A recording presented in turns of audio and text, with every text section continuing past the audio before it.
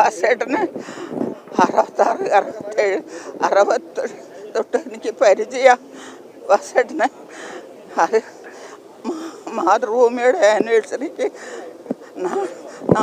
ഒരു നാടകം ഉണ്ടായിരിക്കും. അപ്പോൾ ആ നാടകത്തിൽ ഞാനാണ് മിക്ക കഥാപാത്രം അഭിനയിക്കുന്നത്. അപ്പോൾ ആ നാടകത്തിൻ്റെ ഫൈനൽ റിഹേഴ്സലിന് വാസേട്ടൻ വരും. വാസേട്ടൻ ഒന്നും സംസാരിക്കൊന്നുമില്ല.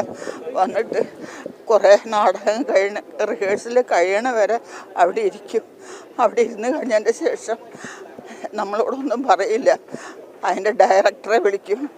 എന്നിട്ട് അതിൻ്റെ തെറ്റുകുറ്റങ്ങളൊക്കെ വാസേട്ടൻ പറഞ്ഞു കൊടുക്കും. അങ്ങനെയുള്ള പരിചയമാണ്. അപ്പോൾ പിന്നെ ഞാൻ നാടകത്തിൽ വലിയ ആളാണ്, വലിയ നടി തന്നെയാണ്. പക്ഷേ സിനിമയിൽ ഞാൻ വെറും 0 ആയിരുന്നു. കുട്ടിയെഴുത്തി അഭിനയിച്ചതിന് ശേഷമാണ് ഞാൻ കുട്ടിയെഴുത്തി വിലാസിനിയായത്. എൻ്റെ പേര് കോഴിക്കോട് വിലാസിനി എന്നായിരുന്നു അവരെല്ലാം പത്രത്തിലും നോട്ടീസിലും ഒക്കെ കൊടുത്തിരുന്നത്. ഈ സിനിമ ചെയ്തതിന് ശേഷം ഞാൻ കുട്ടിയെഴുത്തി വിലാസിനി കേരളം മൊത്തം അറിയും. അവിടെ മാത്രമല്ല പുറത്തും അറിയും. വാസേട്ടൻ എനിക്ക് മറക്കാൻ കഴിയില്ല. വാസേട്ടൻ കോഴിക്കോടുള്ള കലാകാരന്മാരും കലാകാരികളും ഒക്കെ ചാൻസ് കൊടുത്തിട്ടുണ്ട്. ബാലകെ നായർ, കുതിരവട്ടം പപ്പു,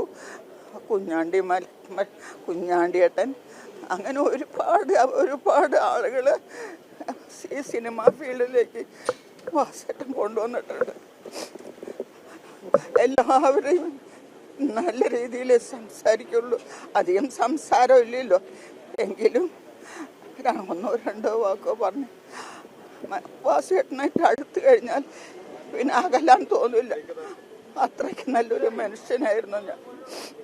വാസേട്ടൻ മരിക്കരുതെന്ന് ഞാൻ നേർച്ചകൾ നേർന്നു. മാഹിപ്പള്ളിയിലേക്കൊക്കെ മാതാവിനെ മെഴുകുതിരി കത്തിക്കാൻ നേർച്ച നേർന്നു. വാസേട്ടൻ എപ്പോഴൊന്നും മരിക്കരുത്, ഒരു 10-100 വയസ്സ് വരെ കിടക്കണമെന്ന്.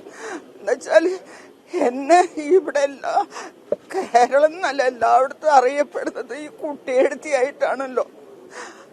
അതുകൊണ്ട് എനിക്ക് ബഹുമാനവും സ്നേഹവും ആരാധനയുമാണ്. വാസേട്ടൻ്റെ ശരിക്കുള്ള കഥയാണ് കുട്ടിയെഴുത്തി. വാസേട്ടൻ്റെ വേഷമാണ് ശാന്താദേവിയുടെ മോനാണ് വാസുട്ടിയായിട്ട് എൻ്റെ കൂടെ അഭിനയിച്ചത്. അത് വാസുവേട്ടനാണ്.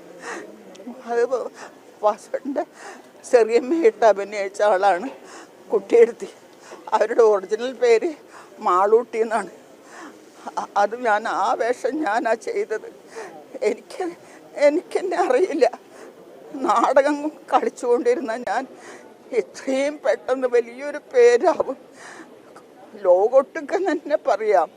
അതിൽ പറയണോണ്ട് എനിക്കൊരു വിരോധമില്ല. എവിടേക്കൊക്കെയോ പോയിട്ട് അവിടെ നിന്നൊക്കെ എനിക്ക് പേപ്പർ വന്നിട്ടുണ്ട്. ഹിന്ദി, ഇംഗ്ലീഷ്, തമിഴ്, കന്നഡ എല്ലാത്തിലും വന്നിട്ടുണ്ട്. പത്രം അവിടെ നിന്ന് വന്നിട്ടുണ്ട്.